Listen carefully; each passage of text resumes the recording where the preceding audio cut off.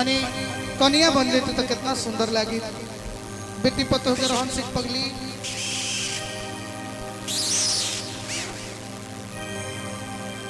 एगो शादी भइल बा नया नौहर कनिया मर्दा जब देखले बा कहले कि ओ इतना सुंदर लड़की कहतिया कि आज हा पहिला मिलनवा मिलले सजनी के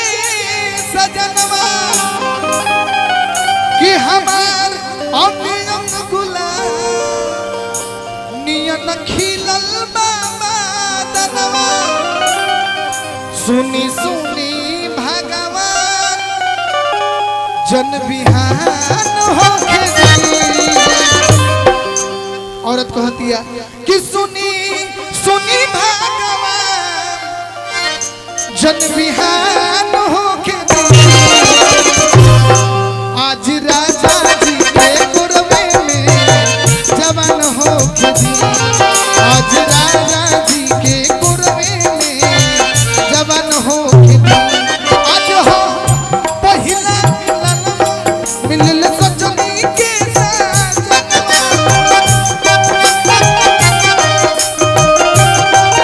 आज हो पहिला मिलल सजनी के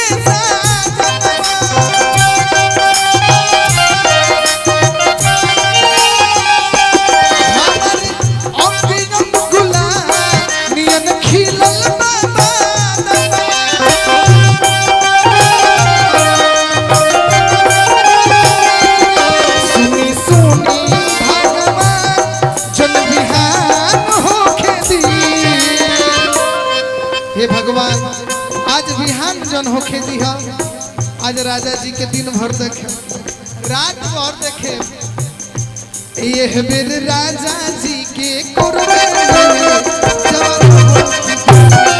आज राजा जी के कुरबे में जमन होके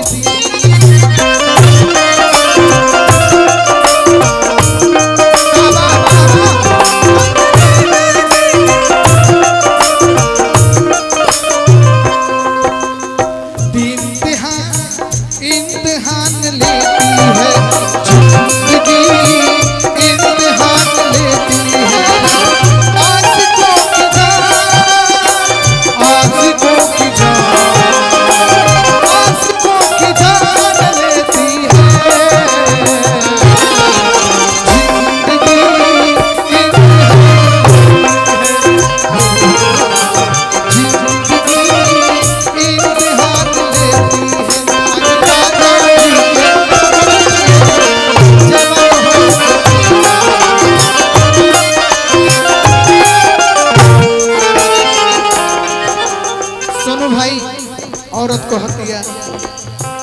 राजा जी के उठ जा सती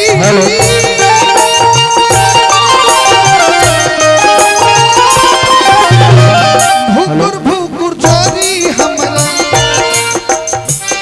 मनवा के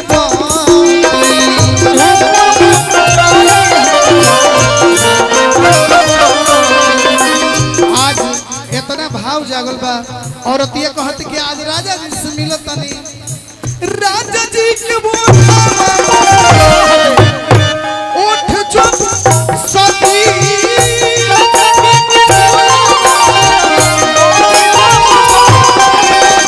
भुकुर भुकुर जोरी हमरा मनवा के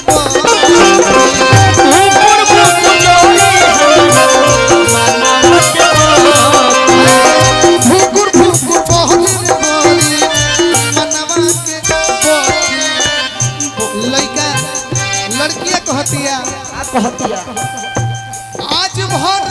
लोभ के दरिया में ए राजा जी हो ए राजा जी हो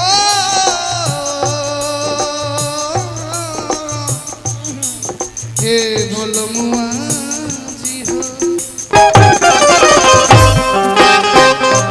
आज भर लोभ के दरिया में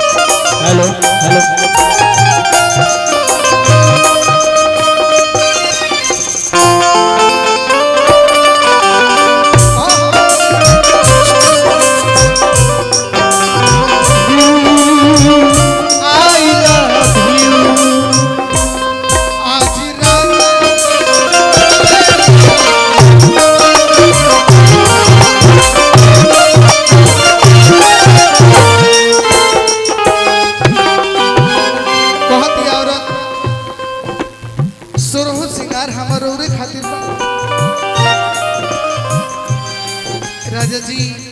काश कोई खुशियों की दुकान होती,